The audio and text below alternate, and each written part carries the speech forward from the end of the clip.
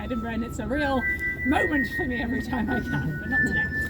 So welcome to the Potter Trail. As many of you will know, actually you'll have had some sort of message from me either last night or this morning. My name is Becky, and I will be your Transfiguration teacher and your tour guide for the afternoon. We will be going around Edinburgh's Old Town, looking at where J.K. Rowling used to write and some places inspiring characters and locations for the books. But before we get started, it is the British way that we cannot have fun until we have had health and safety. So give me one moment, I'll be very quick. First off is shoes, but I guarantee you get to the side of the road, wave your wand, say Rossio Loomis, those lights will change from green to red. It sometimes takes up to a minute for the spell to become effective. We like to think of this as magic's buffering or loading time, so a bit of patience goes a long way. So that's all the health and safety bits and pieces, so the tour takes roughly an hour and a half. We finish at the end. Hi, Dad.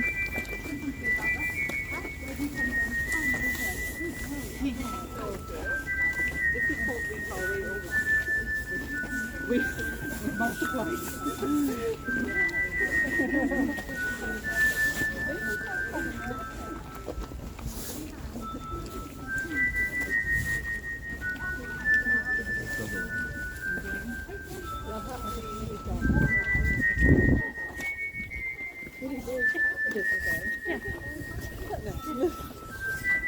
Instead, in a dark and overgrown graveyard, the outline of a small church was visible. So, probing into your Harry Potter trivia knowledge, does anyone know which book the extract comes from, or would like to have a guess? 6? No, I think I know the No, 4. 4, yes, well done, 10 points to you, Matthew, for like it's in there somewhere. It comes from the 4th book, Harry Potter and the Goblet of Fire, when Lord Voldemort returns and he and Harry have their infamous duel. Now, looking around us this afternoon, it may or may not surprise you guys to know this was the graveyard on which that scene was based. However, I fully appreciate that we have just met and the tour has just started, and maybe you're thinking, who even is Becky? Maybe she lies. But you will soon see we've got lots of Harry Potter sites buried here within this graveyard. We know that Rowling herself spent a lot of time in here when she first came to Edinburgh. There's a cafe that she wrote in quite extensively, that we go past later as part of the tour, looks out over Greyfriars. And this is what she looked at basically every day when she was writing. So when you think about it like that, it's not really surprising that it influenced her. Harry Potter is like an entire world. You can't have everything come from the imagination. It's absolutely fine to use a little bit of what's hanging around, especially when it's Edinburgh. Now, before we have a look at our Harry Potter sites, we'd like to briefly go back to the very beginnings of Harry Potter, the story of J.K. Rowling.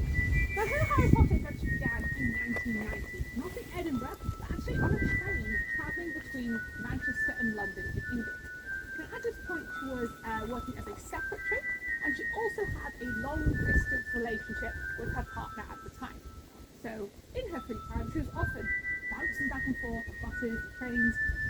One day, her train was delayed, as our reliable British Railways never is, and she was looking out of the window at this countryside, and she said she had an actual, bona fide epiphany, like a real vision, where the whole idea of Harry, Ron, and Hermione at Hogwarts fell into her head. And right from the beginning, she knew what the bulk part of the storyline was going to be, and she knew there would be 7 books, 7 years at Hogwarts, the Horcruxes, like the bulk part of the story came to her all in one vision, which is just outstanding. And for someone like me, a mere muggle, my daydreaming comes in 2 shades: dogs and snacks.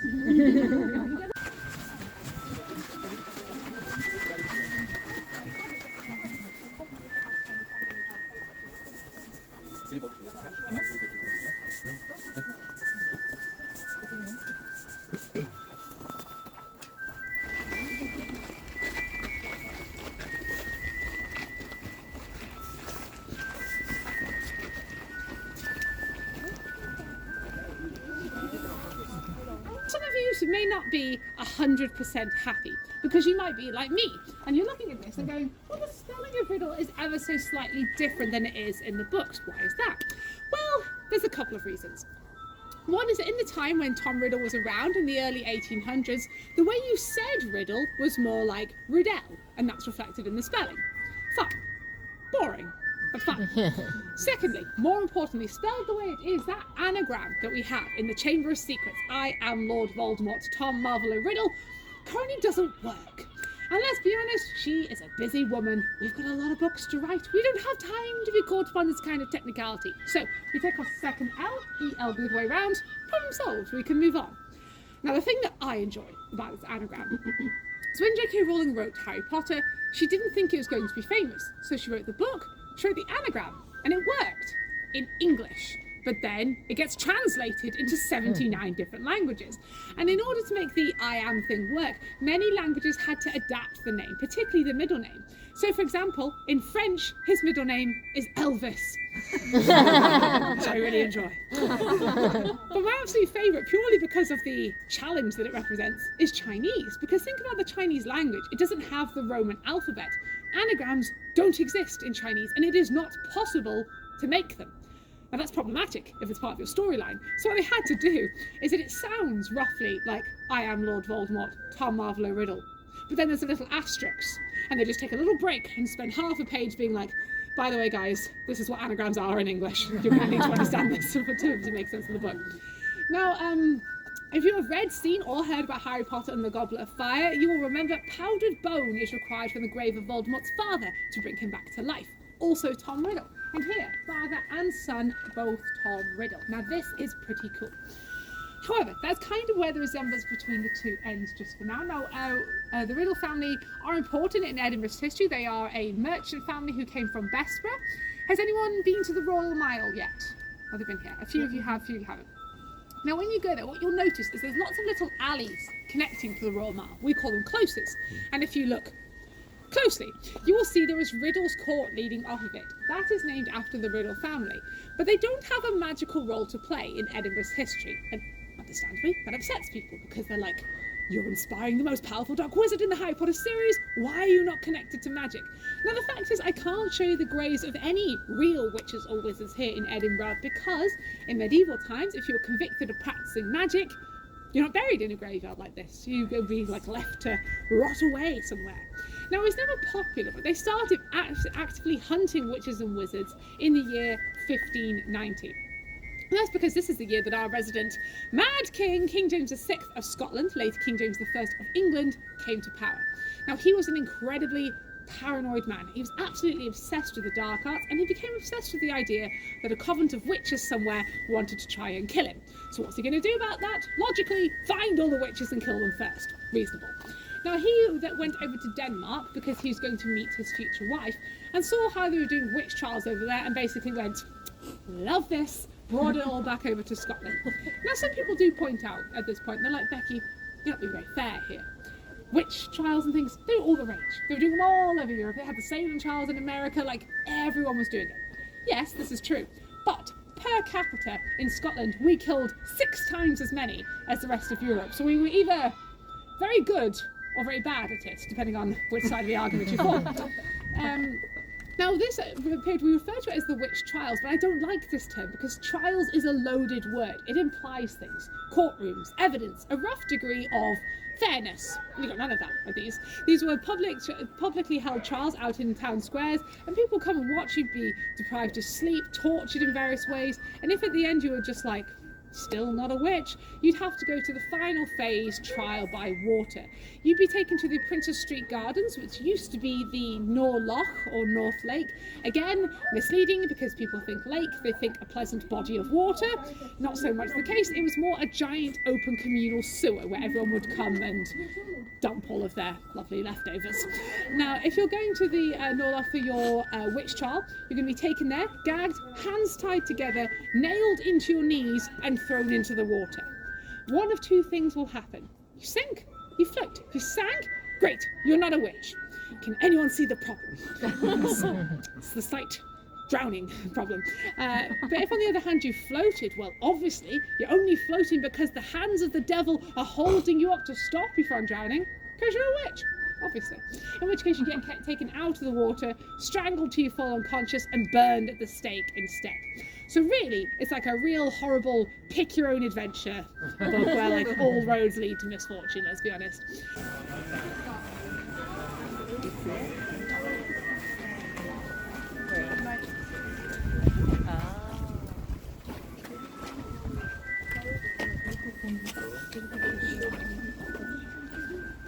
forward. Oh yes, Edinburgh's my original stand-up comedian.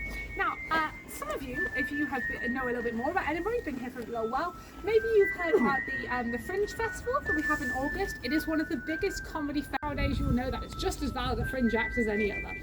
Now, at this point, people tend to go, okay, interesting sounding guy, but crucially, not a lot like Professor McGonagall, and you would be correct. Now, as I mentioned at the first stop there, when we came into the graveyard, J.K. Rowling spent a lot of time in here when she first came to Edinburgh. And a lot of that time was actually spent on a little bench. It used to be just in this corner here, got taken away a couple of years ago. But this was her little quiet corner of the graveyard where she would sit and write and sketch all the fine details of the Harry Potter characters. So everything from Harry's glasses to the Weasley freckles were all designed right here, right next to William McGonagall. And for some reason that I can't quite fathom, she loves his terrible poetry. Genuinely, she thinks it's great. No accounting for taste, clearly. So when she was making the series, she decided that she would use William McGonagall's name, but she had other ideas for the real kind of heart and soul, the actual character of Professor McGonagall. We are still looking in Edinburgh for that inspiration, but rather than being a writer of literature, it's a literary character. So I know many of you have come from quite far away, but does the name Jean Brodie mean anything to anyone? It's a very Scottish thing, so I'm not surprised. So Jean Brodie is a character from a book, a very good book called The Crime of Miss Jean Brodie. It's written by a local Edinburgh woman called Muriel Spark back in the 1950s, and the basic premise, a strict Scottish teacher. The classic, firm but fair, loved but feared by all of her pupils. And I'm sure some of you are going, that sounds a little bit more like Professor McGonagall. And actually the book was really successful. It became not only a film but also a television series. And who did they give the acting role for Jean Brodie to? None other than Dame Maggie Smith. And of course she did an incredible job because she was Dame Maggie Smith. So Rowling came up to her in person and asked her if she would be Professor McGonagall in the film series of Harry Potter. And there's a lot riding on her answer. Now, not many people necessarily know this, but when you're a producer like Warner Brothers, if you want to make a film or a TV series out of a book, if the author is still alive, you kind of have to sit down and thrash out a few details with them about, how involved you want to be, what are we allowed to change, that kind of thing. And J.K. Rowling was quite amenable to some stuff, but very strict about others. And one of them was to do with the cast. There was a few actors that she really wanted for particular characters. So as I said there, she wanted Dame Maggie Smith for Professor McGonagall. She also wanted the now sadly late great Robbie Coltrane for Rubeus Hagrid, and the also late great Alan Rickman for Severus Snape, because who else?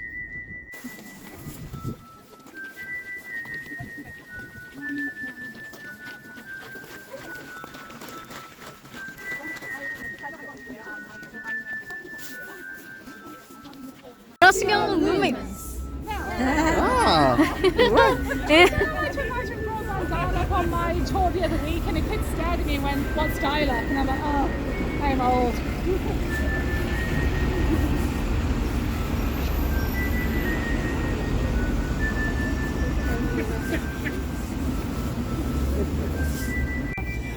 So where are we just now? We are right opposite the University of Edinburgh's central campus. Now, Edinburgh University is a little bit unusual in many respects, because usually when you have a university, you have universities, you'll also hear them referred to as red brick universities. That is where I'd encourage you to go. It has got a phenomenal resemblance to Hogwarts on the inside of it. I spent most of my 4 years at Edinburgh University in that building. And they even have what I think Hogwarts would have had if they'd had like an upper school. They have a library bar, which is exactly what it sounds like. It's a bar in a library. It's literally my two favourite things. So if you get a chance to visit it, I would encourage you to do so. Now, Rowling has several connections to the university. One is that she has qualifications from here. Not her first degree in French and classics, she did that in Exeter in the south of England, but she later came here to do a postgraduate certificate of education, an intense 1 year long degree that lets you be a primary school teacher for 5 to 11-year-old children. Now, she did that back in 1995, the same year she wrote Harry Potter. Understandably, a lot of people say, why are you doing that? Now, she genuinely believed that writing would not earn her a single penny, which of course it didn't. It earned her billions of pennies. So she thought she would need another career in teaching instead. Now, she did teach for the grand total of 6 months at the Youth Academy in Edinburgh. She's not been a teacher since. Arguably 6 months of experience is more than I got out of my linguistics degree, so I don't know to judge. Now she also has non-academic connections as well. So 11 years ago, she gave the university £10 million, specifically so that they would build a medical clinic to treat neurodegenerative diseases. That includes Parkinson's, Alzheimer's, ALS. Very personal to her because her own mother Anne sadly died due to complications from multiple sclerosis, aged only 45. She never lived to see the success of Harry Potter. Now obviously that is incredibly sad, but it also has a big reason as to why Harry Potter is the way it is. Now, ostensibly, looking around, I see a lot of adults here, obviously there's children as well, but ostensibly, Harry Potter is a children's book. But think about it, it's quite dark. If we went down Chamber Street, turn left, all the way up Northbridge, we would get to the oldest hotel. The fact is, J.K. Rowling is most famous for having written almost all of the first 4 books in cafes in Edinburgh, until she got famous. And everywhere she goes, people are going to come up to her and they're like, what happens in the next book? Can I have a picture? It's not a helpful environment. You can't get anything done. So she had to start writing in a more solitary manner. She found though, as I think many of us did in 2020, that she's not the best at working from home. So where can she go where she's not going to be constantly recognised? That's not her house. She had to get creative. And at this point, the Belmore were doing renovation work. The whole 5th floor was closed down. So she basically went and said, help a girl out, I've got a deadline, I need to finish this book. They gave her room 552, and that is where she finished the series. She wasn't so much staying there as using it as like a 9-to-5 office. And I mean, if you can use a 5-star hotel as your work from home office, why wouldn't you? Now when she finished, she chose to celebrate, as you would, in a slightly unusual manner. Now I'm not sure whether she was just so overwhelmed that over 10 years worth of work had finally come to an end, or whether she would just chuck back a few Scotch whiskies and got a bit carried away. But she chose to commit a small act of vandalism. There was a marble statue of a Greek god in her hotel room next to the mantelpiece. There's the Greek god Hermes. Does anyone know what Hermes is the god of? Yes, 10 points, well done. In messengers, actually 20 points because you got a bit more. What I was looking for was messengers, but it's travellers as well. I do find it strange with Greek gods and things like, it's like patron saints. They tend to just like lump a couple things in there together. Like messengers and travellers, why not? It's like Julian or Julius, like patron saint of lost causes, and comedians. Why? Why are they together? I don't know. Yeah, so he's the patron saint of messengers, and J.K. Rowling was basically like, I've got a message for the world, I've just finished Harry Potter. So she took this statue down and wrote on the back of it, J.K. Rowling finished Harry Potter and the Deathly Hallows in this room, 11th of January 2007. If you happen to know, the hotel did not press charges for this. What they did was they took that statue, they put it in a little glass box, put it back where it was, went outside the room, took off the brass doorknob, replaced it with a brass owl-shaped door knocker, painted the door purple, and put a sign above the room, the J.K. Rowling Suite. So even mere muggles like us can stay in J.K. Rowling's room for how much per night, do we think? £600. £600? 2,000. 2,000? I'm going to give 5 points because you guys are very close to the kind of threshold numbers. So, weekday, weekend, summer, winter, which are just notions in Scotland, seasons don't exist here. Anything from £2,500 to £4,500 per night. Wow. Now, I appreciate you were all looking at me. So you can't see each other. I love doing this talk because I get to see about 30 different variations of which is the correct answer. Now, I do this tour all year round, including in August during the Fringe Festival, and we get a few bougie types, shall we say. And I said it's up to £4,500 one day on the tour, and everyone did some version of, except for one woman with a posh English accent, and bearing in mind, please, that I'm saying a posh English accent with this accent.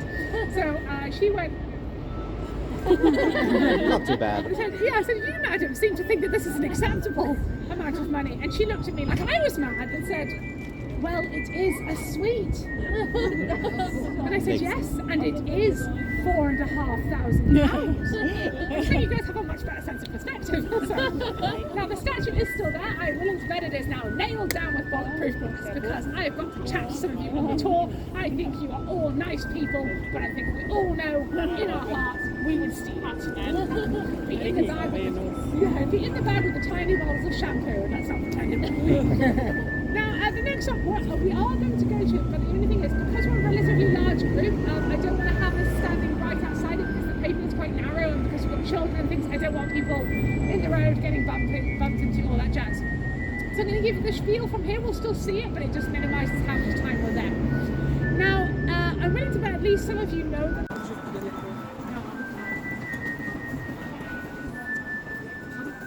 Yes, yeah.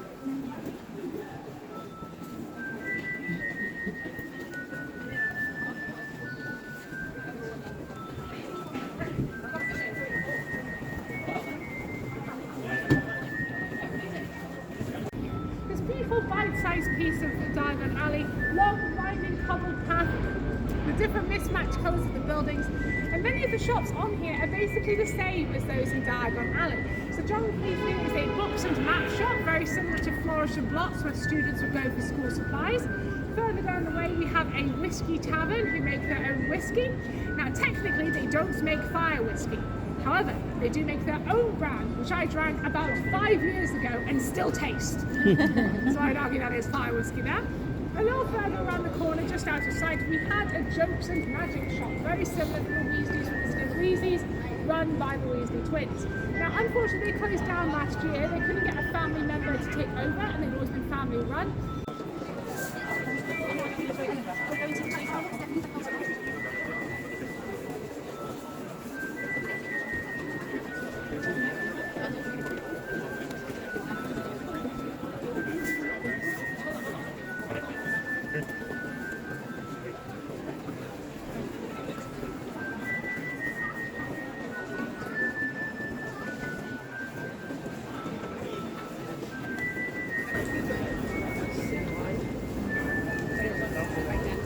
Yeah.